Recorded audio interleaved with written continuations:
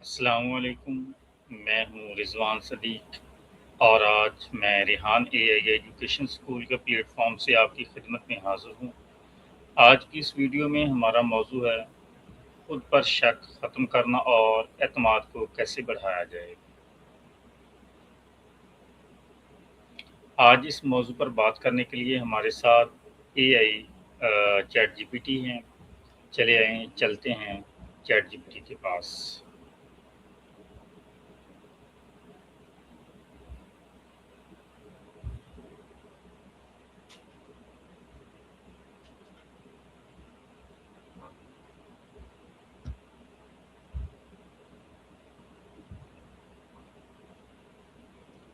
Hello ChatGPT, how are you? ChatGPT, yeah, ChatGPT is an AI assistant you can talk to.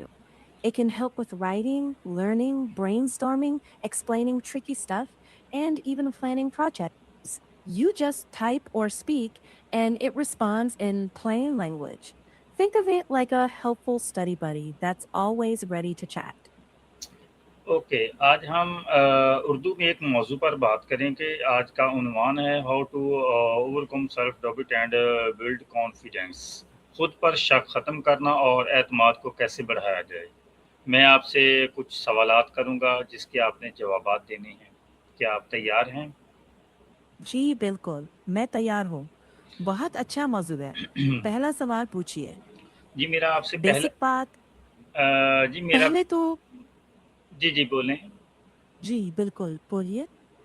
मेरा आपसे पहला सवाल है कि आसान अल्फाज में बताएं कि सेल्फ डाउट, खुद पर शक करना असल में क्या होता है? आसान लफ्ज़ों में सेल्फ डाउट यानी खुद पर शक वो हालत है जब आपको अपनी काबिलियत, फैसलों या वैल्यू पर पूरा यकीन ना हो। जैसे दिमाग में ये आवाज़ें आना कि मैं काफ़ी अच्छा नहीं हूँ या शायद मैं नहीं कर पाऊँगा। ये एहसास अक्सर कॉन्फिडेंस को कम कर देता है और इंसान हर मौके पर अपने आप को सवालों के कटघरे में खड़ा कर देता है।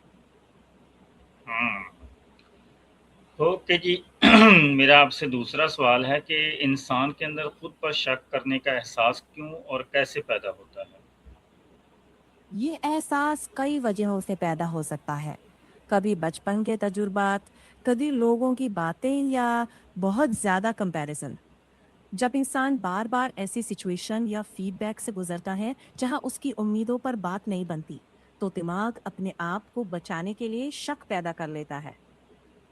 जैसे फिर कोशिश करूं या नहीं। ये एक तरह का प्रोटेक्टिव रिएक्शन है, लेकिन कई बार ये बेवजह और बहुत सख्त हो जाता है। ओके, मेरा आपसे अगला सवाल है कि सेल्फ डाउट हमारी कामयाबी और आगे बढ़ने की सलाहियत को कैसे मुतासिर करता है? सेल्फ डाउट इंसान को रिस्क लेने से रोकता है। वो मौकों को छोड़ने लगता है, बोलने से हिचकता है और कोशिश करने से पहले ही पीछे हट जाता है। नतीजा ये होता है कि काबिल होने के बावजूद मौके हाथ से निकल जाते हैं और ग्रोथ स्लो हो जाती। धीरे धीरे कॉन्फिडेंस भी और कम हो जाता है और इंसान शायद मैं कर ही नहीं सकता वाली सोच में फंस जाता है। हुँ, ओके, मेरा हाँ, आपसे अगला सवाल है कि नाकामी का खौफ और खुद पर शक के दरमियान क्या ताल्लुक है? नाकामी और खुद पर शक एक दूसरे से जुड़े होते हैं, लेकिन एक ही चीज नहीं है। नाकामी एक वाकया हो सकता है, लेकिन खुद पर शक उस वाकये का मतलब निकाल लेता है। जैसे मैं ही ठीक नहीं हूँ, जबकि असल में नाकामी सिर्फ एक स्टेप होती है, कोई फाइनल फैसला नहीं। जब हम नाकामी को अपनी पहचान समझने लगते हैं, तब शक गहरा हो जाता है और वही रुकावट बनने लगता है। फर्क यही है कि नाकामी अस्थायी है। हुँ। आपका सवाल क्या जवाब मुकम्मल हो गया है? जी, अगर आप चाहें तो मैं और भी सिंपल मिसाल इसको दे सकता हूँ। जी, जी हाँ, और मज़ीद मसाल से ज़रा नाज़रीन को समझाएँ।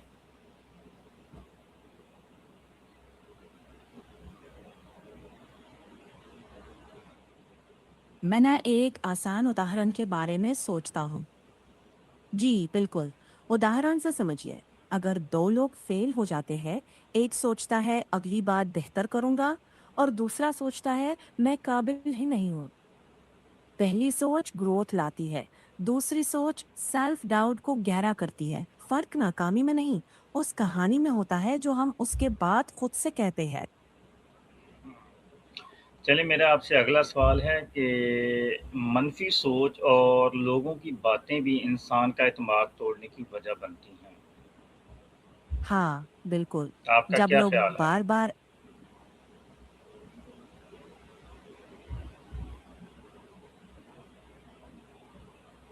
जी, बोलें। हाँ, मेरा मानना है कि बातें तब असर करती है जब हम उन्हें पूरी तरह सच मान लेते हैं। हर राय आपकी हकीकत नहीं होती। अगर कोई नेगेटिव बात कह भी दे, उसे ये तय न करने दें कि आप कौन हैं। हर इंसान की बात को उसकी सिचुएशन, उसकी सोच का नतीजा समझकर सुने। फैसला अपने बारे में खुद करें, किसी और की राय पर नहीं। ओके। इंसान अपने अंदर के नेगेटिव थिंकिंग को पॉज़िटिव में कैसे बदल सकता है?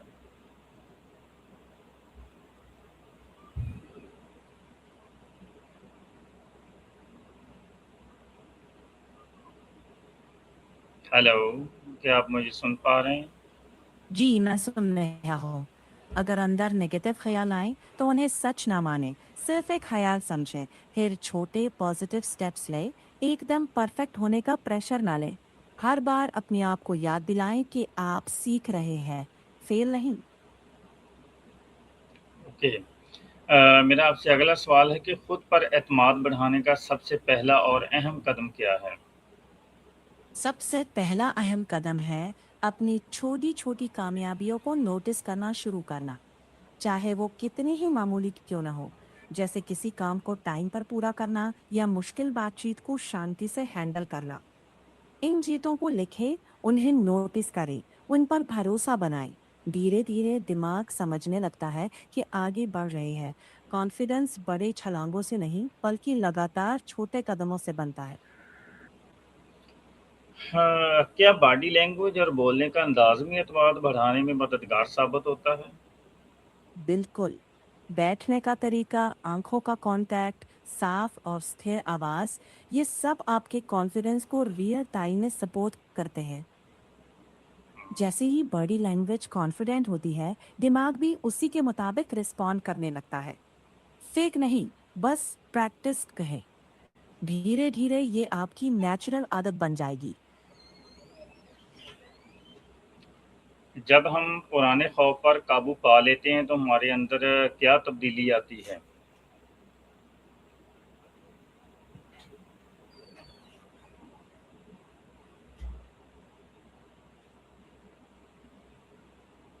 Hello chat GPT.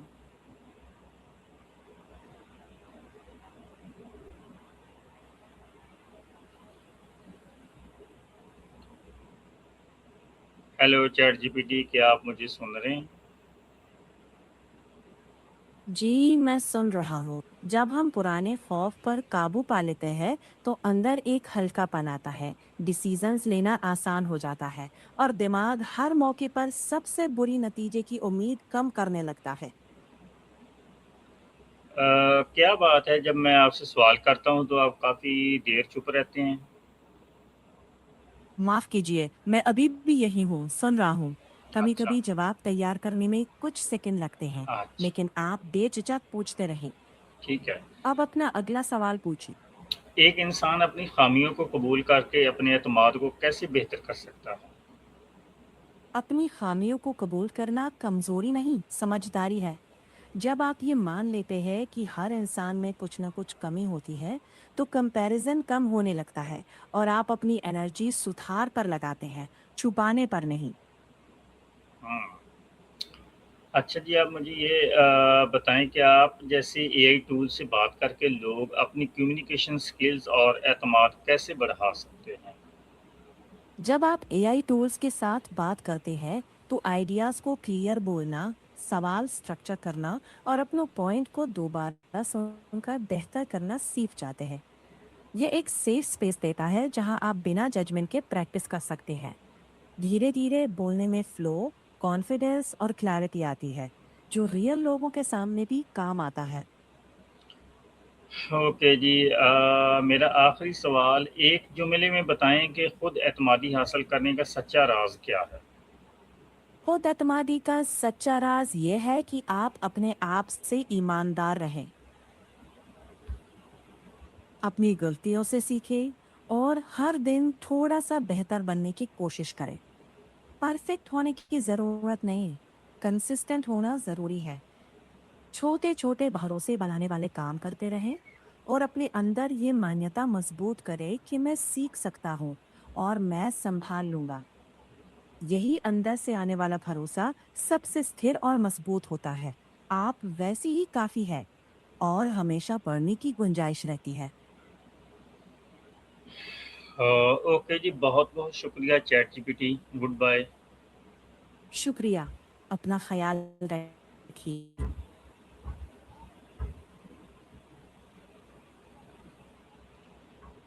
तो नाज़रीन, ये थी आज की हमारी गुफ्तगू। जब आप अपना पैशन तलाश कर लेते हैं तो काम बोझ नहीं बल्कि खुशी बन जाता है। रेहान एआई एजुकेशन स्कूल की इस वीडियो को देखने का बहुत-बहुत शुक्रिया। वीडियो पसंद आई तो शेयर ज़रूर कीजिएगा। अल्लाह हाफ़िज़।